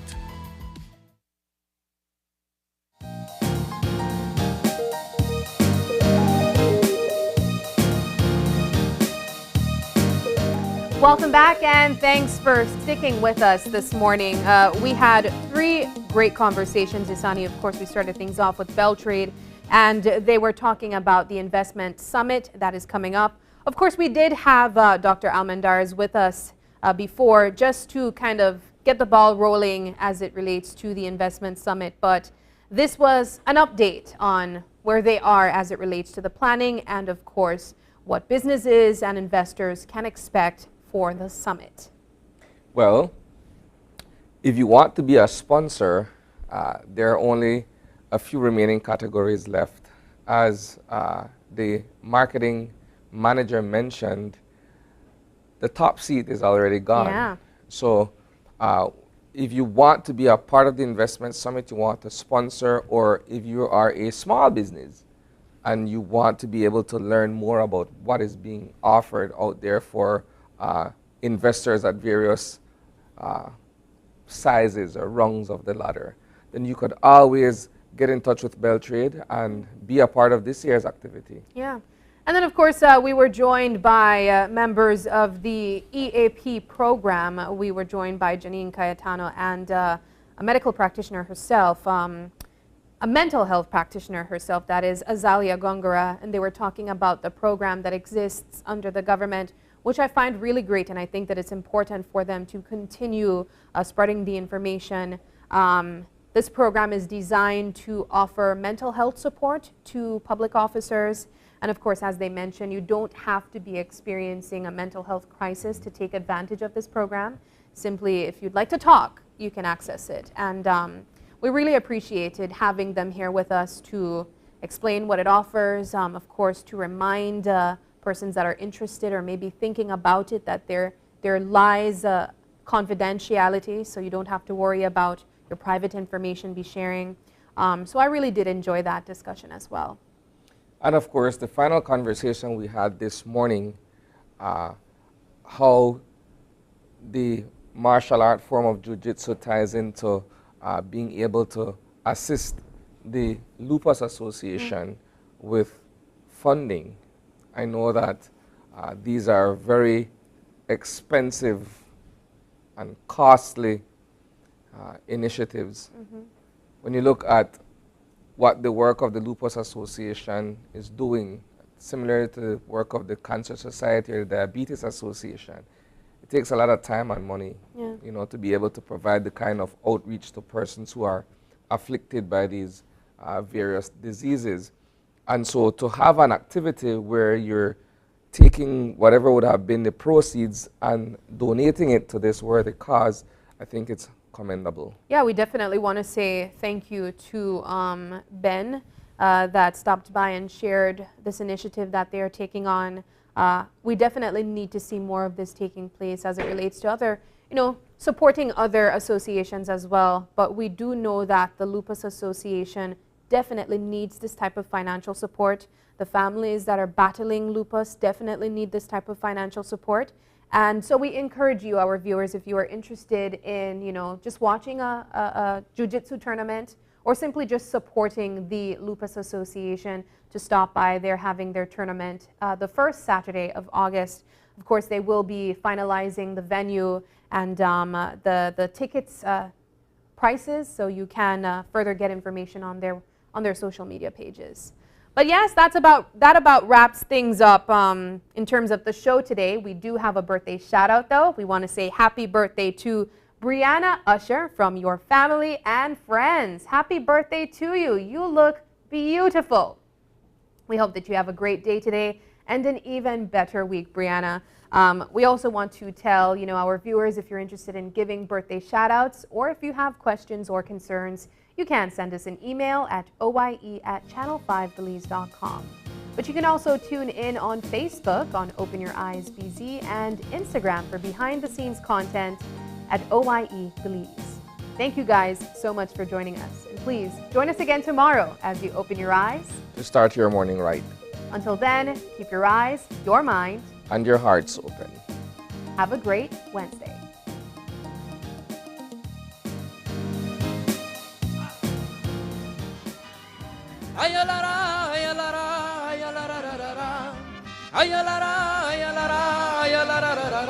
Yo soy el aventurero y el mundo me importa poco. Cuando una mujer me gusta a pesar de todo.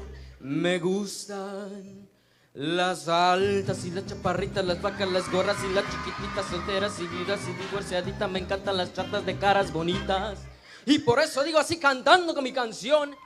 If I should stay, I would only be your way. So I won't go, but I know I'll think of you every step of the way.